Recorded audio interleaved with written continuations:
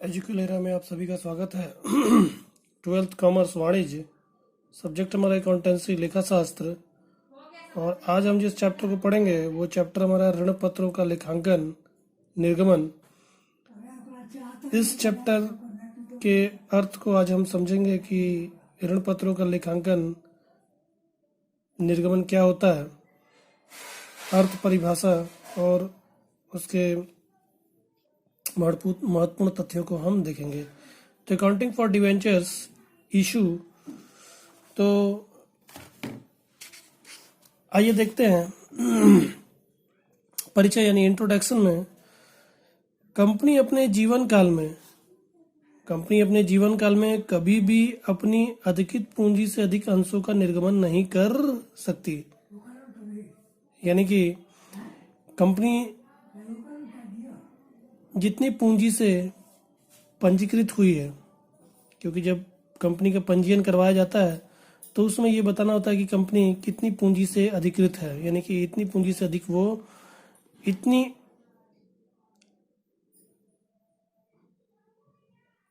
पूंजी से ज्यादा वो पूंजी नहीं रख सकती। ठीक है, तो कंपनी अपने जीवन काल में कभी भी अपनी अधिकृत पूंजी से अधिक अंशों को निर्गमित नहीं कर सकती। यदि कंपनी को और अधिक पूंजी की आवश्यकता हो, अधिकृत पूंजी से भी हो सकता है कंपनी को, उसने जितने पूंजी से अपने आप को अधिकृत करवाया है उससे ज्यादा पूंजी की उसको आवश्यकता पड़ जाए, तो वो क्या करेगी? तो वह ऋण लेकर इस आवश्यकता को पूरा कर सकती है। यानी अपने अधिकृत पूंजी से वो ज्यादा अंशों को निर्गमित नहीं कर सकती, पूंजी एकत्रित नहीं कर सकती। जितनी उसके पास क्षमता है, जितनी पूंजी रखने की क्षमता है, उसने जितने के लिए पंजीयन करवाया है उतनी पूंजी को वो रख सकती है। उससे ज्यादा की यदि उसको पूंजी की आवश्यकता है तो वो क्या कर सकती है? वो ऋण ले सकती है लोगों से। ऋण लेकर इस आवश्यकता को पूरा कर सकती है। ऋण किसी समर्पित की प्राधि पर या ऋण पत्रों के माध्यम से सीधे जनता से प्राप्त किया जा सकता है। कह रहा है कि ऋण कैसे प्राप्त किया जा सकता है? या तो कोई चीज आप सिक्योरिटी रख दीजिए, लोगों के पास सिक्योरिटी रखकर या किसी के पास सिक्योरिटी रखकर, यानी उसको गारंटी देकर आप उससे ऋण ले सकते हैं। या तो ऋण पत्रों के माध्यम से, यानी ऋण पत्र निर्गमन करके, ऋण पत्र आवंटित करके आप लोगों से क्या कर सकते हैं? ऋण प्राप्त कर सकते हैं। इस प्रकार लिया गया ऋण अधिकतर दीर्घकालीन ऋण, मतलब कि ऋण पत्रों को जब लिया जाता है तो ये कैसे होते हैं? ये दीर्घकालीन ऋण होते हैं, लॉन्ग टर्म्स लोन्स के रूप में उपयोग किया जाता है। ठीक है, अतः ऋण प्राप्त करने के लिए ऋण पत्रों का निर्गमन करना अत्यंत सुविधाजनक होता है। मतलब ऋण प्राप्त करने के लिए ऋण पत्रों को निर्गमन करना क्या है? अत्यंत सुविधाजनक है। तो आइए हम देखते हैं। तो आपने देखा, थोड़े से इसके परिचय को आपने देखा कि क्या होती है कि पूंजी, अक्सर पूंजी को क्या करना पड़ता है? अधिकृत पूंजी रखनी पड़ती है। ठीक है, जितनी पूंजी के लिए उसको अधिकार प्राप्त है, यानी पंजीयन करवाते समय।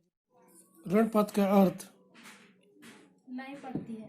ऋण प्राप्ति स्वरूप दिया गया प्रमाण पत्र ही ऋण पत्र है। ऋण पत्र के अर्थ में आप देखिएगा, कह रहा है कि ऋण प्राप्ति स्वरूप, मतलब ऋण प्राप्त किया, कंपनी ने ऋण प्राप्त किया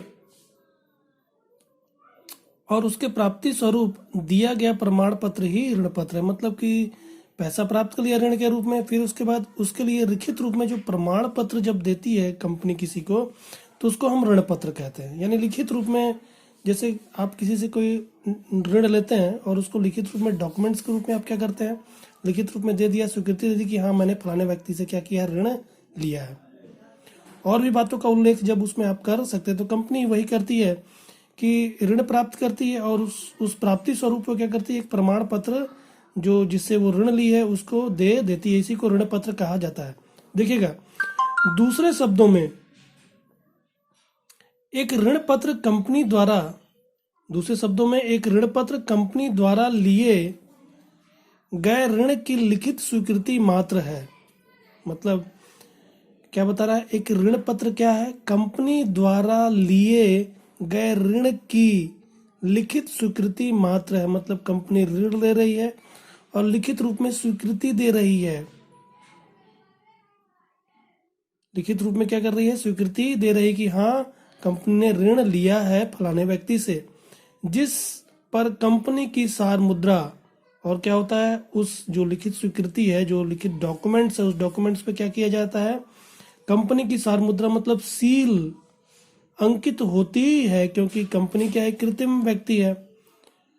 तो कृत्रिम व्यक्ति तो जो भी कार्य करेगी वो किस पर करेगी, सार मुद्रा के आधार पर ही करेगी। मतलब कि वो डॉक्यूमेंट्स वैलिड कब होगा, जब उस पर उसकी सार मुद्रा लगी होगी। जिस पर कंपनी की सार मुद्रा अंकित होती है और इसमें एक निश्चित तिथि पर मूलधन के भुगतान का तथा मूलधन पर एक निश्चित दर से प्रायः अर्धवार्षिक ब्याज के भुगतान का अनुबंध किया जाता है। और इस डॉक्यूमेंट्स में जो ये प्रमाण पत्र दिया जा रहा है उसमें क्या होता है, इसमें एक निश्चित तिथि पर, मतलब एक निश्चित तिथि इसमें लिखी जाती है, जिस तिथि पर क्या किया जाएगा, मूलधन मतलब जितना ऋण लिया गया है, मूलधन के भुगतान का मतलब जो पैसा ऋण के रूप में लिया है उसका समय बताया जाएगा कि ये पैसा कब वापस किया जाएगा, तथा मूलधन पर एक निश्चित दर से, और जो ऋण ले रहा है कंपनी, जो ऋण लिया है मूलधन पर, वो एक निश्चित दर से ब्याज के बारे में भी क्या करती है, अनुबंध करती है कि इतने प्रतिशत से व्यक्ति को ब्याज दिया जाएगा। कंपनी जब ऋण लेती है तो इसकी स्वीकृति के लिए ऋणदाता को वह एक प्रमाण पत्र देती है। यही प्रमाण पत्र ऋण पत्र है। चूंकि कंपनी एक कृत्रिम व्यक्ति है, अतः वह अपनी स्वीकृति, चूंकि कंपनी एक कृत्रिम व्यक्ति है अतः वह अपनी स्वीकृति इस पर सार मुद्रा लगाकर देती है। इसके आधार पर ऋण दीर्घकाल के लिए लिए जाते हैं। इस प्रकार के ऋण पत्र पर एक निश्चित दर से ब्याज दिया जाता है तथा यह ब्याज की दर ऋण पत्रों के नाम के साथ जुड़ी रहती है।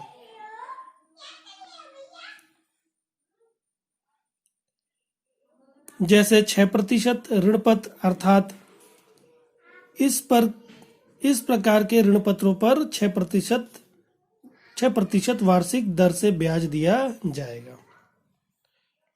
तो आपने देखा ऋण पत्र का अर्थ। ऋण पत्र यानी कि जब कंपनी किसी व्यक्ति से ऋण लेती है और उसकी लिखित स्वीकृति जब दे देती है कि हाँ इस व्यक्ति से, इस फलाने व्यक्ति से ऋण लिया गया है, तो इस प्रमाण पत्र को हम ऋण पत्र कहते हैं। उस प्रमाण पत्र में कंपनी की सार मुद्रा लगी, सील लगी होती है और उस पर तिथियां लिखी जाती है। किस किस की तिथि लिखी जाती है, मूलधन वापस करने की यानी मूलधन भुगतान करने की तिथि, और मूलधन पर निश्चित दर से ब्याज देने का अनुबंध किया जाता है, यानी ठहराव किया जाता है, समझौता किया जाता है। किस पर, मूलधन जो लिया गया यानी ऋण लिया है उस पर किस दर से ब्याज दिया जाएगा।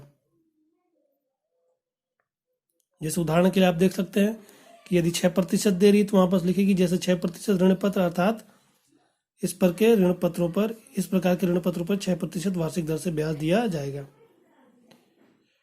तो ये हमने इसके अर्थ को देखा, ऋण पत्र के अर्थ को देखा।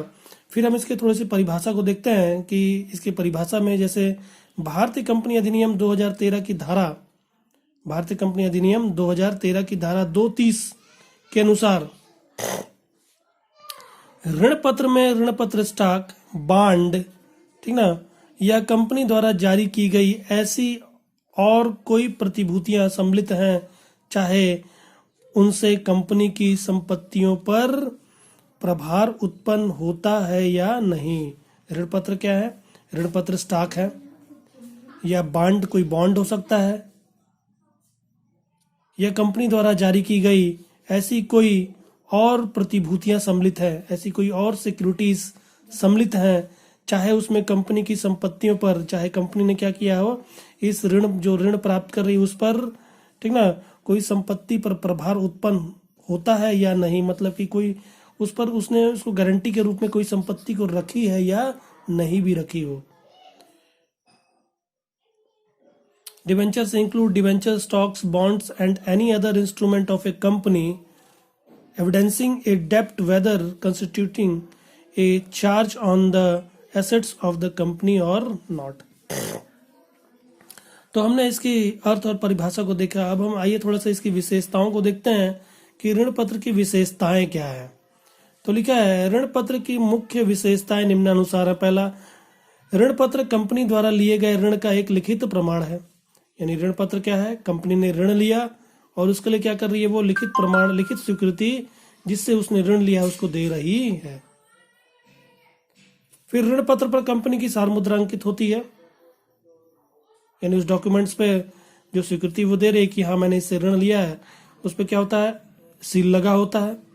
फिर लिखा ऋण पत्र पर एक पूर्व निश्चित दर से ब्याज दे होता है, मतलब कि ऋण ले रहे हैं तो कंपनी ऋण ले रही है तो उस पर क्या करेगी, एक निश्चित दर से ब्याज के बारे में बताएगी कि कितने प्रतिशत से ब्याज दिया जाएगा। ब्याज की दर को निश्चित किया जाता है। फिर लिखा है ऋण पत्र में ऋण की प्रतिभूति सिक्योरिटीज का उल्लेख भी किया जाता है, मतलब यदि ऋण पत्र कोई ये ऋण जो लिया गया है यदि उस पर कोई सिक्योरिटीज रखी गई है यानी प्रतिभूति रखी गई है तो उसमें क्या किया जाता है, उसका उल्लेख किया जाता है ऋण पत्र में। फिर लिखा है ऋण पत्र सामान्यतः दीर्घ, ऋण पत्र जो होता है सामान्यतः जनरली जो होता है वो लंबे समय के लिए होता है। ये ऋण पत्र ऐसा नहीं है कि छोटे समय के लिए, साल भर के लिए, इस तरह का नहीं होगा। ऋण पत्र सामान्यतः दीर्घ अवधि, लॉन्ग टर्म्स, दीर्घ अवधि के लिए ऋण प्राप्त करने के लिए कंपनी द्वारा जारी किए जाते हैं। कंपनी के समापन की स्थिति में, जब कंपनी बंद हो जाती है, जिसने ऋण लिया है यदि वो कंपनी बंद हो रही है, समापन हो रही है, की स्थिति में ऋण पत्र के भुगतान को प्राथमिकता दी जाती है। तो पहले भुगतान किसको किया जाता है, पहले ऋण पत्र के पैसे को भुगतान किया जाता है। कंपनी यदि समाप्त होगी तो पहले प्राथमिकता किसको देगी, जिससे ऋण लिया है, प्राप्त किया है, उसको पहले वापस करेगी। फिर उसके बाद जो अंश आते हैं उनको पैसा वापस करती है, शेयर्स के पैसे को वापस करती है। तो ये हमने इसकी विशेषता देखी है। फिर उसके बाद इसके प्रकृति को हम देखते हैं कि ऋण पत्र की प्रकृति कैसी होती है, नेचर कैसा होता है, नेचर ऑफ डिवेंचर्स। कंपनी पार्षद सीमा नियम में ऋण ऋण ऋण संबंधी किए गए प्रावधानों के आधार पर सामान्यतः जनता को खुली घोषणा द्वारा एक निश्चित अवधि तथा निर्देशित ब्याज की दर पर रुपया उधार देने के लिए आमंत्रित करती है और इसके परिणाम स्वरूप ऋण पत्रों को निर्गमित किया जाता है। इस तरह ऋण पत्र कंपनी द्वारा लिए गए ऋण की एक लिखित स्वीकृति है जो कंपनी के ऐसे दायित्व का बोध कराती है जिसका विमोचन पूर्वाधिकार सुरक्षित होता है। कह रहा है कि कंपनी पार्षद सीमा नियम में जो इसके लिए प्रावधान बनाए गए हैं उस प्रावधानों के आधार पर ही क्या करती है, लोगों से ऋण प्राप्त करने के लिए वो क्या करती है, उनको आमंत्रित करती है कि क्या कीजिए, आप हमारे ऋण पत्र खरीदिए, निश्चित दर से, क्या कि उसमें निश्चित दर से आपको ब्याज दिया जाएगा। इसके परिणाम स्वरूप ऋण पत्रों को निर्गमित किया जाता है। इस तरह ऋण पत्र कंपनी द्वारा किए गए ऋण की एक लिखित स्वीकृति है। तो न्यायाधीश चिल्ली के शब्दों में ऋण पत्र वह प्रलेख है जो ऋण का निर्माण करता है या ऋण की स्वीकृति देता है। ऋण पत्र ऐसा प्रलेख है, ऐसा डॉक्यूमेंट्स है, लिखित डॉक्यूमेंट्स है जो ऋण का निर्माण करता है, ऋण की स्वीकृति देता है।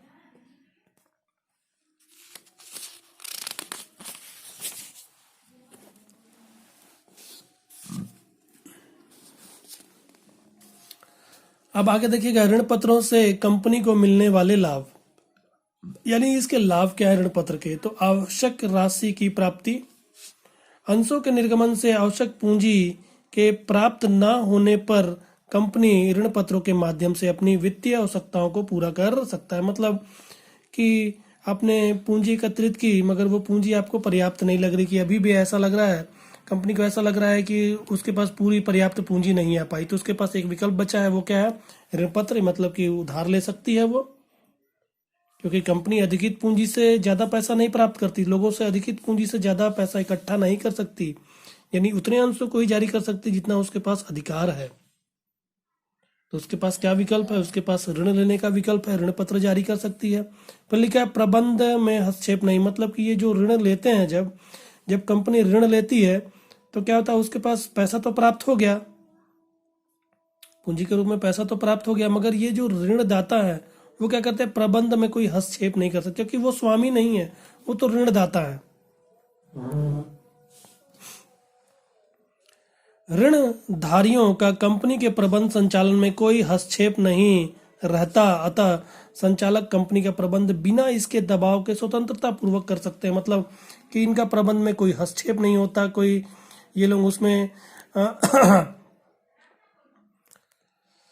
कोई भी हस्तक्षेप नहीं करते, जिस कारण संचालक जो है वो क्या करता है, कंपनी का प्रबंध बिना इनके दबाव के स्वतंत्रता पूर्वक करते हैं। फिर लिखा है स्थायी ब्याज दर। इनमें क्या होता है, ब्याज दर जो होता है वो स्थायी होता है। मतलब स्थायी रूप से जितना परसेंट इसमें लिख दिया गया, 6%, 5%, 10%, जितना उसमें आपने अनुबंध किया है, सहमति दी है, ठीक ना, उसके हिसाब से क्या करना होता है, ब्याज इसमें इनको प्राप्त होता है। तो ऋण पत्रों पर दिए जाने वाले ब्याज की दर पूर्व निश्चित होती है, मतलब पहले से निर्धारित होती है, अतः कंपनी इसके भुगतान की व्यवस्था पहले ही कर लेती है। फिर लिखा है अंशधारियों को अधिक लाभांश। ऋण पत्रधारियों को निश्चित कम दर पर ब्याज का भुगतान करने के पश्चात शेष सकल लाभ अंशधारियों को लाभांश के रूप में वितरित किया जाता है। इस तरह अंशधारियों को प्राप्त होने वाले लाभांश की राशि अधिक प्राप्त होती है। मतलब कि इनकी ब्याज की दर क्या है, निश्चित है। इनको जब देने के पश्चात जो शेष सकल लाभ बच जाता है वो लाभांश के रूप में अंशधारियों को दिया जाता है, तो स्वाभाविक है उनको ज्यादा ही लाभांश प्राप्त होगा। ऋण पत्रों के उद्देश्य। सेबी द्वारा जारी नवीन मार्गदर्शक बातों के अनुसार एक कंपनी निम्नलिखित उद्देश्यों की पूर्ति के लिए ऋण पत्रों का निर्गमन कर सकती है। मतलब कि ऋण पत्र निर्गमन करने का मतलब लोगों से ऋण प्राप्ति करने का उद्देश्य क्या है, ऋण पत्र निर्गमन करने के उद्देश्य। तो सेबी ने इसके कुछ गाइडलाइंस बनाए हैं कि मार्गदर्शन के रूप में इसके गाइड बातों को बताया है कि कंपनी इन उद्देश्यों के लिए ऋण पत्र निर्गमित कर सकती है। तो पहला, संयंत्र के आधुनिकीकरण के व्यय की पूर्ति करने के लिए, मतलब प्लांट जो है उसके आधुनिकीकरण मॉडर्नाइजेशन करने के लिए जो उसमें खर्चा होगा उसके लिए क्या कर सकती है, ऋण पत्र निर्गमित कर सकती है। संयंत्रों के विस्तार मतलब प्लांट का विस्तार करने के लिए, उसको और बढ़ाने के लिए, एवं विधिकीकरण के लिए। कार्यशील पूंजी, वर्किंग कैपिटल जो दीर्घकालीन है, लंबे समय के लिए है, वर्किंग कैपिटल जो लंबे समय वाले हैं, कार्यशील पूंजी की आवश्यकता की पूर्ति के लिए मतलब कार्यशील पूंजी के लिए ऋण पत्र निर्गमन कर सकती है। फिर लिखा है नवीन परियोजनाओं की स्थापना के लिए, जो नई परियोजना है उसको बनाने के लिए ऋण पत्र वो निर्गमित कर सकती है।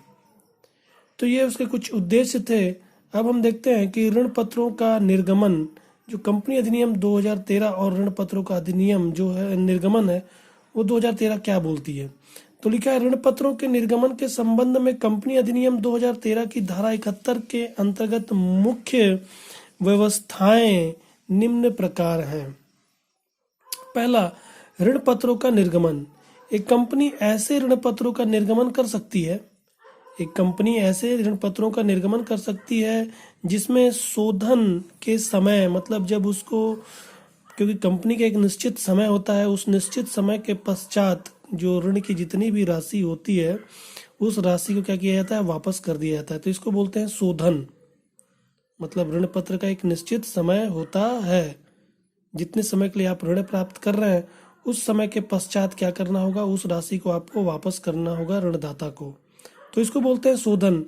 एक कंपनी ऐसे ऋण पत्रों का निर्गमन कर सकती है जिसमें शोधन के समय पूर्णतः मतलब पूरा शोधन या आंशिक रूप से अंशों में परिवर्तन का विकल्प हो। मतलब ऐसे ऋण पत्रों को वो जारी निर्गमित कर सकती है जो क्या हो कि शोधन के पश्चात जब उसका निश्चित समय आ जाए, जितने समय के लिए आपने करार किया, समझौता किया, यदि वो समय आ जाए उस समय पर पूरी राशि वापस करने का, या आंशिक रूप से अंशों में परिवर्तित, मतलब कि कुछ अंश को अंशों में परिवर्तन करने का विकल्प यदि हो तो इस प्रकार के ऋण पत्रों को निर्गमन कर सकती है। लेकिन इसके लिए यह आवश्यक है, मतलब कि आंशिक रूप से अंशों के परिवर्तन के विकल्प के लिए क्या करना होगा, लेकिन इसके लिए यह आवश्यक हो कि सामान्य सभा में विशेष प्रस्ताव द्वारा अनुमोदित हो। मतलब कि जो आंशिक रूप से परिवर्तन करेंगे उसके लिए क्या होना चाहिए कि सामान्य सभा में एक विशेष प्रस्ताव के द्वारा वो अनुमोदित हो। अनुमोदित के पश्चात ही इस प्रकार के ऋण पत्रों का निर्गमन किया जाता है।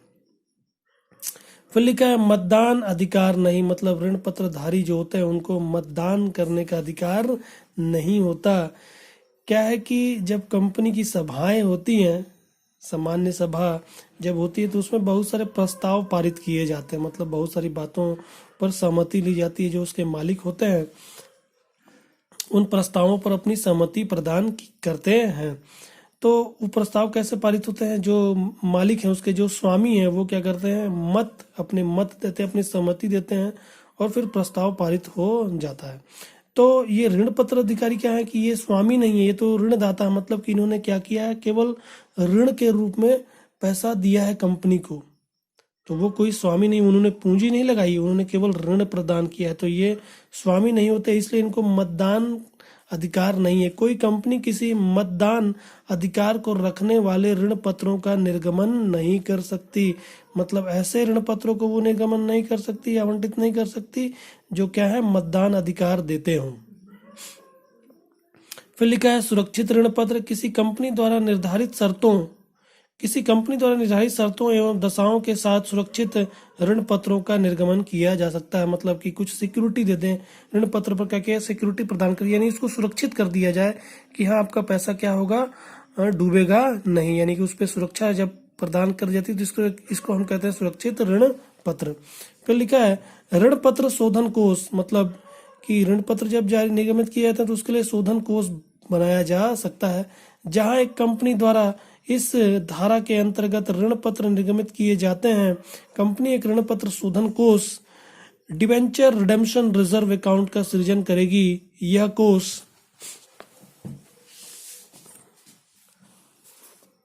कोष लाभांश के भुगतान के लिए उपलब्ध कंपनी के लाभों में से बनाया जाएगा।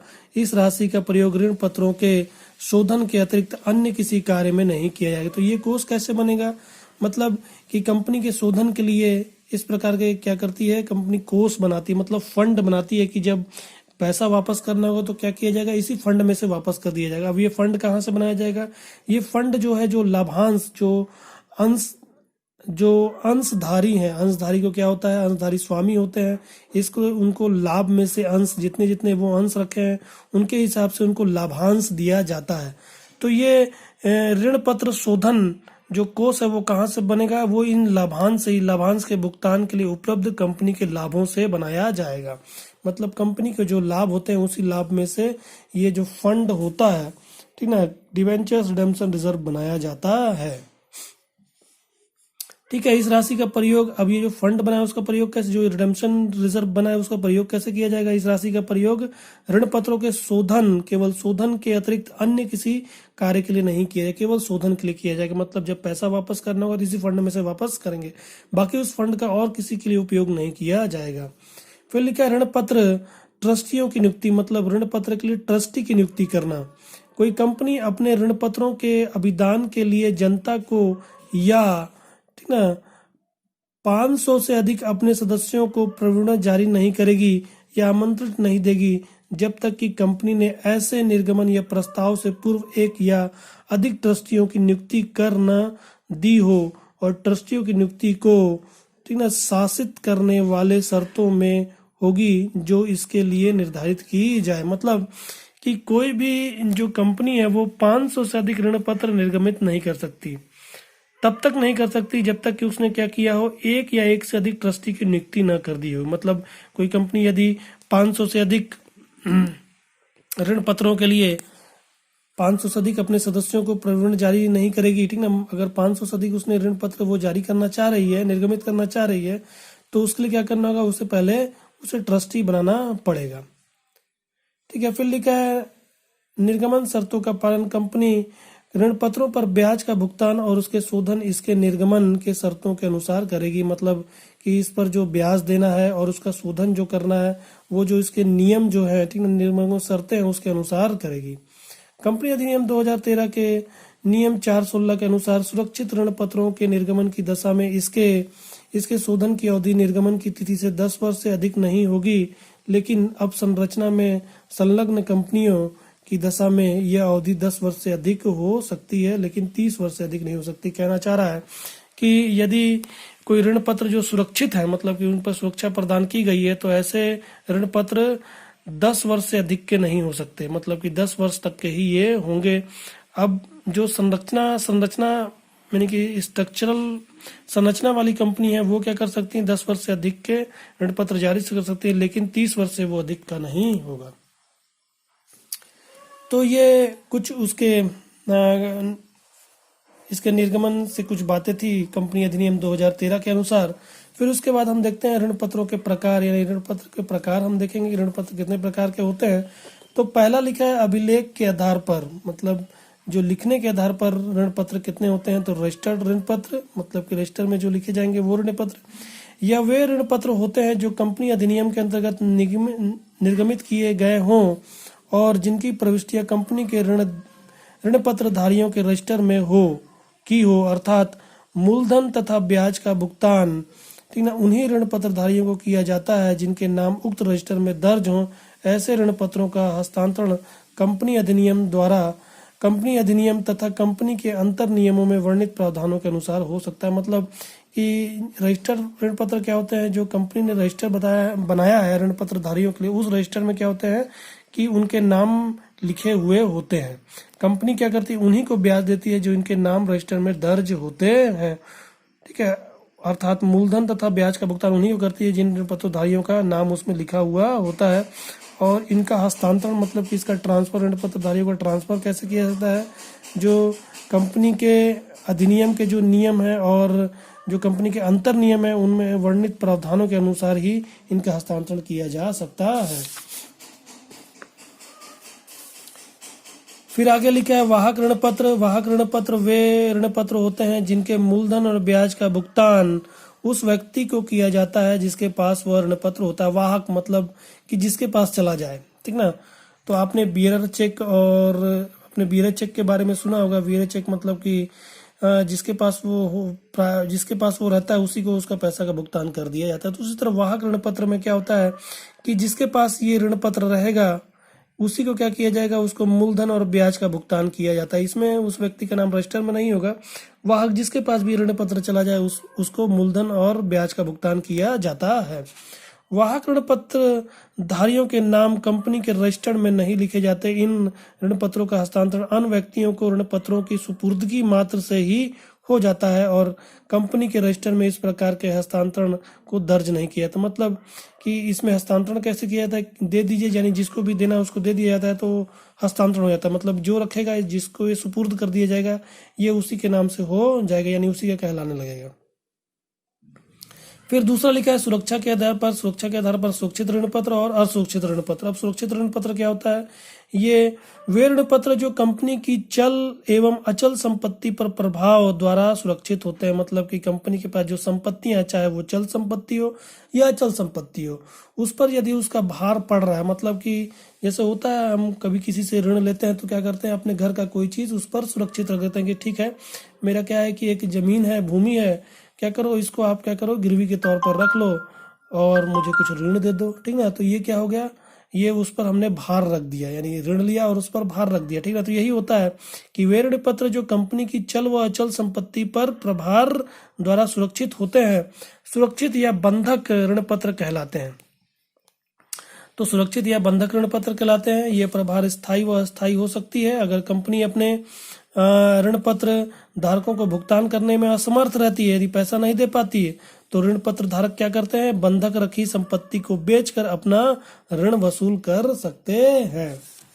फिर लिखा है सुरक्षित ऋण पत्र। ये कैसे होते हैं, ये ऋण पत्र होते हैं जिन पर कंपनी ऋण तथा ब्याज के भुगतान के लिए कोई प्रतिभूति गिरवी नहीं रखती। इसके भुगतान होने की कोई गारंटी नहीं होती। भुगतान न होने की दशा में कंपनी के समापन के समय इसको अन्य साधारण लेनदारों के समान माना जाता है। उन्हें नग्न ऋण पत्र भी कहते हैं। मतलब इस पे कोई सुरक्षा नहीं प्रदान की जाती, इसमें पैसा प्राप्त करने की कोई गारंटी नहीं रहती, ठीक ना। इसको एक सामान्य साधारण लेनदारों के समान माना जाता है। जैसे इसके साधारण लेनदार उसी तरह इसको माना जाता है, इन्हें नग्न ऋण पत्र कहते हैं। फिर लिखा अवधि के आधार पर, मतलब समय के आधार पर, सोध्य तथा असोध्य। अब सोध्य ऋण पत्र क्या होता है, वे ऋण पत्र होते हैं जिनका भुगतान निश्चित अवधि समाप्त होने पर अथवा निश्चित अवधि के अभाव में कंपनी की इच्छा पर कभी भी कंपनी के जीवन काल में कर दिया जाता है। ये अस्थायी व प्रतिदेय ऋण पत्र भी कहलाते हैं। मतलब कि ऐसे ऋण पत्र जिन पर एक निश्चित समय के पश्चात क्या किया जाएगा, इनके पैसे को वापस कर दिया, इनके ऋण को वापस कर दिया जाएगा ऋणदाताओं को, ठीक ना। तो इसमें क्या होता है कि इनमें या निश्चित अवधि ऋण पत्र में लिखी भी जाती है, ठीक ना। अवधि यानी कि ऋण पत्र में अवधि लिखी जाती है, तो ऋण पत्र में अवधि लिखी रह सकती है। यदि ये नहीं निश्चित है यानी अवधि नहीं लिखी गई है तो कंपनी की इच्छा पर कंपनी अपने जीवन काल में कभी भी इनको पैसा वापस कर देती है। तो इस तरह के ऋण पत्र को हम शुद्ध ऋण पत्र कहते हैं। फिर अशुद्ध ऋण पत्र वे ऋण पत्र होते हैं जिनका भुगतान कंपनी के जीवन काल में नहीं किया जा सकता, अर्थात कंपनी के समापन पर ही इसका भुगतान हो सकता है। इसके ब्याज का भुगतान निश्चित शर्तों के अनुसार निश्चित समय पर किया जा सकता है। इन्हें स्थायी या अप्रतिदेय ऋण पत्र कहते हैं। मतलब कि ऐसे ऋण पत्र जिन पर क्या होता है, भुगतान की वापसी का कोई समय नहीं होता। मतलब जीवन काल में कंपनी इसको इनके पैसे को वापस नहीं करती। कंपनी कब इनका पैसा वापस करती है, जब वो समाप्त होने लगती है। जब कंपनी समाप्त होती है तो इनके पैसे को वापस करती है। फिर लिखा है भुगतान के आधार पर, मतलब कि पैसा जो भुगतान मतलब कि जो पैसा इनको दिया जाएगा उसके आधार पर देखते हैं हम। तो परिवर्तनशील ऋण पत्र और अपरिवर्तनशील ऋण पत्र, मतलब कि परिवर्तनशील मतलब जिसको परिवर्तन के बदला जा सकता है, और अपरिवर्तनशील मतलब जिसको बदला नहीं जा सकता। परिवर्तनशील ऋण पत्रों से ऐसे ऋण पत्रों से है जिन्हें एक निश्चित मतलब एक निर्धारित समय अवधि में अंशों या नए ऋण पत्रों में परिवर्तन किया जा सकता है। मतलब ऐसे ऋण पत्र जिनको एक निश्चित समय के पश्चात समझौता के अनुसार इसको क्या किया जाएगा, अंशों में बदल दिया जाएगा या तो नए ऋण पत्रों में परिवर्तित कर दिया जाएगा। वर्तमान में इस प्रकार के ऋण पत्रों के चलन को बढ़ावा दिया जा रहा है क्योंकि इससे कंपनी को स्थायी पूंजी का एक महत्वपूर्ण स्रोत उपलब्ध होता है। फिर लिखा है अपरिवर्तन ऋण पत्र ऐसे ऋण पत्र जिनको समता या अधिमान इक्विटी या प्रेफरेंशियल से अंशों में परिवर्तित नहीं किया जा सकता। अपरिवर्तनशील ऋण पत्र कहलाते हैं। ऐसे ऋण पत्रों पर ब्याज की दर ऊंची होती है। ऐसे ऋण पत्र जिनको अंशों में नहीं बदला जा सकता, तो ऐसे ऋण पत्र को हम अपरिवर्तन ऋण पत्र कहते हैं और इन पर जो ब्याज की दर होती है वो ऊंची होती है। फिर पांचवा लिखा है कूपन के आधार पर, शून्य कूपन दर वाले ऋण पत्र और विशिष्ट कूपन दर वाले ऋण पत्र। तो आप देखिएगा जिन ऋण पत्रों पर किसी विशेष दर से ब्याज नहीं मिलता उन्हें शून्य कूपन दर वाले ऋण पत्र कहते हैं। मतलब कि ऐसे ऋण पत्र कभी कभी क्या होता है कि ऋण पत्रों पर कुछ विशेष कूपन दिए जाते हैं, विशेष ब्याज दर से कूपन दिए जाते हैं। तो ऐसे ऋण पत्र जिन पर कोई विशेष दर से ब्याज नहीं मिलता उन्हें हम शून्य कूपन दर वाले ऋण पत्र कहते हैं। विनियोजकों की क्षतिपूर्ति के लिए प्रायः ऐसे ऋण पत्र का निर्गमन बट्टे पर किया जा सकता है तथा उनके अंकित मूल्य एवं निर्गमित मूल्य में जो अंतर रहता है उसे ऋण पत्र की अवधि का ब्याज मान लिया जाता है। फिर विशिष्ट कूपन दर वाले ऋण पत्र जिन ऋण पत्रों पर किसी विशेष दर से ब्याज देय हो उन्हें विशेष कूपन दर वाले ऋण पत्र कहते हैं। यह कूपन दर स्थायी व अस्थायी हो सकते हैं। यह प्रायः बैंक दर से जुड़ी होती है। तो ये हमने ऋण पत्रों की प्रकार को हमने देखा। तो ये हमारे ऋण पत्र के प्रकार हैं। फिर आइए हम इसके अंतर को देखते हैं कि अंश और ऋण पत्रों में अंतर। फिर उसके बाद हम देखेंगे कि अंशधारियों व ऋण पत्रधारियों में अंतर क्या है। ठीक है, तो आप देखिएगा अंश एवं ऋण पत्रों में अंतर। तो ये अंश का कॉलम है और ये ऋण पत्र का कॉलम है और उसका अंतर का आधार है। तो प्रतिफल मतलब कि जो प्रतिफल रिटर्न होता है, रिटर्न जो प्राप्त होता है इन दोनों को, उसके आधार पर हमने क्या किया, इनकी अंतर को देख रहे हैं। लिखा अंशधारी, जो अंशधारी होते हैं स्वामी होते हैं। ठीक है, स्वामी है तो इनको क्या प्राप्त होगा, लाभांश प्राप्त होगा। मतलब कंपनी की जितनी लाभ हो रही है इनके अंशों के आधार पर उनको लाभ में अंश प्राप्त होगा, इसीलिए लाभांश कहा जाता है। अंशधारी लाभांश पाने का अधिकारी होता है। वास्तविक मालिक है तो इसको क्या प्राप्त होगा, लाभांश, लाभ में अंश प्राप्त होगा। मतलब सभी लोगों को देने के पश्चात, जब ऋण पत्रधारियों का ब्याज देने के पश्चात पूर्वाधिकार अंशधारी जो होते हैं उनका जो परसेंटेज के हिसाब से जो उनका लाभ बांटा गया है, लाभ दिया जा रहा है, उसको देने के पश्चात जो लाभ बच जाता है उसमें इनको फिर क्या किया जाता है, उनको लाभांश के रूप में इनको इनका अंश दिया जाता है। फिर लिखा है ऋण पत्रधारियों को केवल ब्याज मिलता है, क्योंकि ये ऋणदाता है तो इनको क्या दिया जाता है, इनको ब्याज दिया जाता है, एक निश्चित दर से इनको ब्याज दिया जाता है। फिर लिखा है स्थिति, इनकी स्थिति कैसी, पोजीशन कैसी, अंशधारी कंपनी का स्वामी होता है, अंशधारी क्या होता है, कंपनी का स्वामी होता है। और ऋण पत्रधारी क्या होता है, कंपनी का लेनदार होता है, एक लेनदार है, लेनदार जिसको पैसा एक निश्चित समय के पश्चात क्या किया जाएगा, इनके पैसे को, इनके ऋण राशि को वापस कर दी जाएगी। फिर आगे लिखा है प्रबंध में भाग, मतलब कि जो मैनेजमेंट है, कंपनी का मैनेजमेंट है, प्रबंध है, क्या उसमें भाग लेने के आधार पर, तो अंशधारी कंपनी के प्रबंध में भाग ले सकते हैं, मतलब अंशधारी क्या है, स्वामी है, तो इसके प्रबंध में वो भाग ले सकते हैं। ऋण पत्रधारी क्या है, ऋणदाता है, ऋणदाता है तो ऋणदाता है बाहरी व्यक्ति है, ठीक ना, एक लेनदार के रूप में काम करता है, तो उसको प्रबंध में भाग लेने का कोई अधिकार नहीं है, ऋण पत्रधारी को ऐसा कोई अधिकार नहीं होता।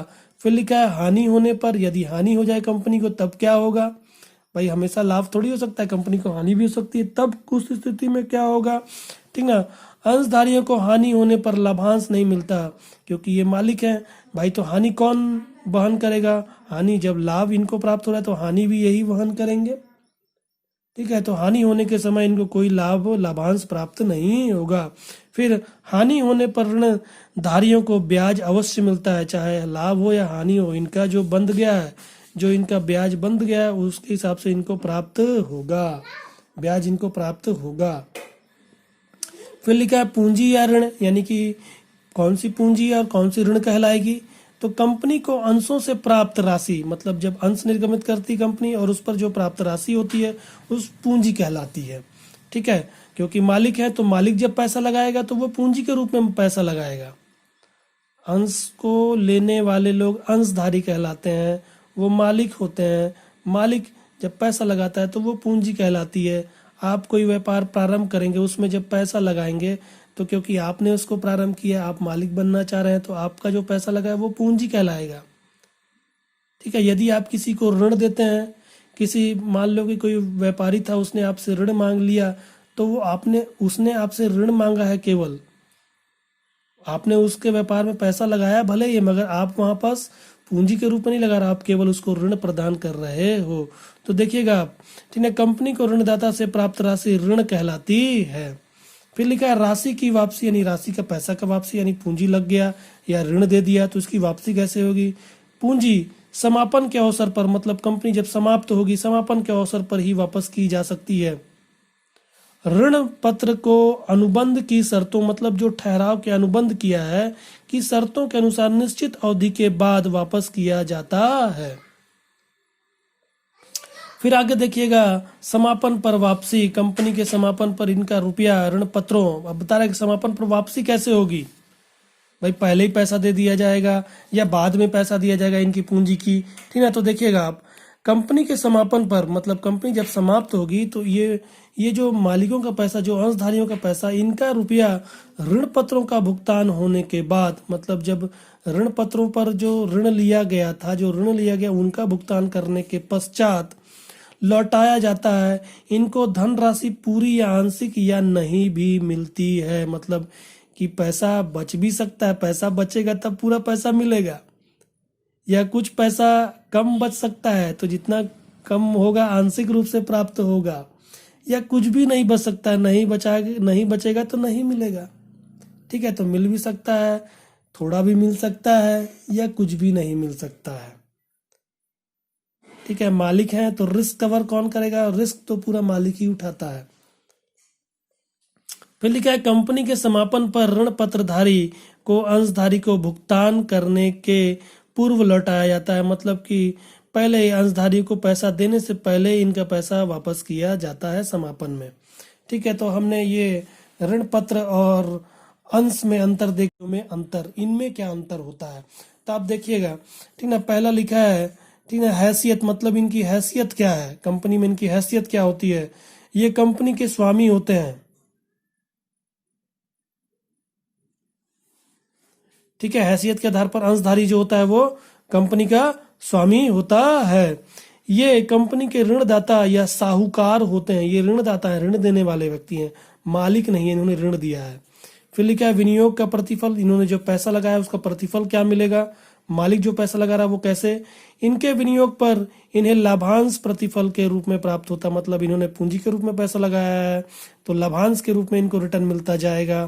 फिर इनके विनियोग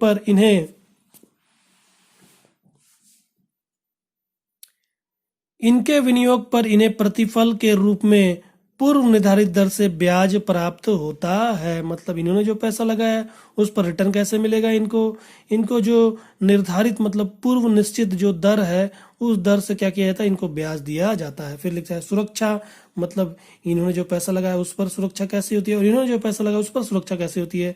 ये असुरक्षित होते हैं, मतलब इन्होंने पूंजी लगाया, मालिक है, पूरा रिस्क कवर कौन करेंगे, मालिक रिस्क कवर करेगा, तो इनकी पूंजी क्या होती है, असुरक्षित होती है, क्योंकि अंशों को किसी संपत्ति की जमानत पर जारी नहीं किया जाता, मतलब अंश जो जारी किए या निर्गमित किए जा रहा है उस पर कोई जमानत नहीं दिया जा रहा है।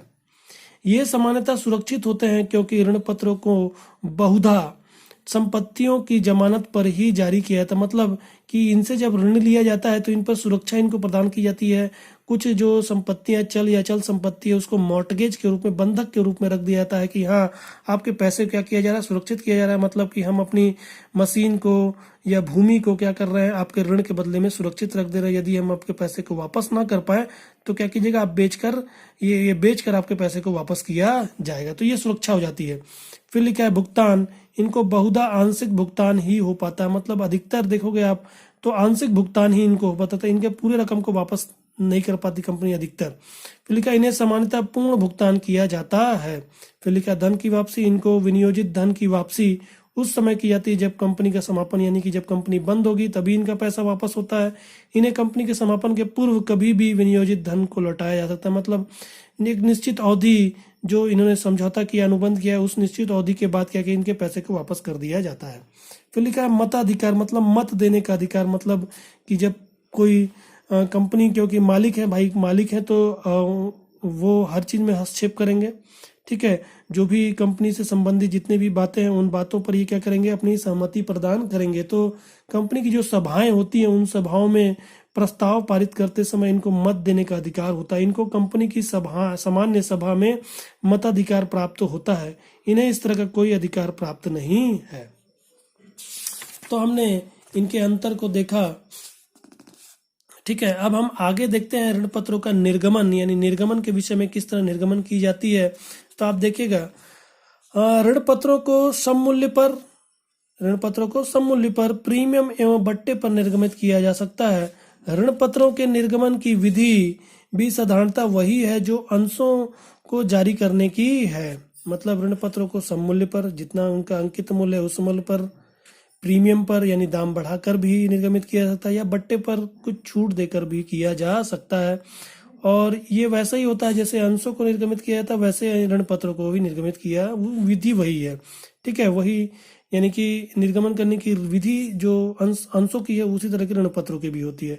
सुविधा की दृष्टि से ऋण पत्रों के निर्गमन का अध्ययन निम्नांकित शीर्षकों के अंतर्गत किया जा सकता है। जैसे ऋण पत्रों के निर्गमन में हम देखते हैं प्रतिफल की दृष्टि से, मतलब कि इस पर रिटर्न की दृष्टि से, और भुगतान के शर्तों की दृष्टि से। तो आप देखिएगा प्रतिफल की दृष्टि से रोकड़ के लिए, रोकड़ के अतिरिक्त अन्य किसी प्रतिफल के लिए, और आनुषंगिक प्रतिभूति के रूप में।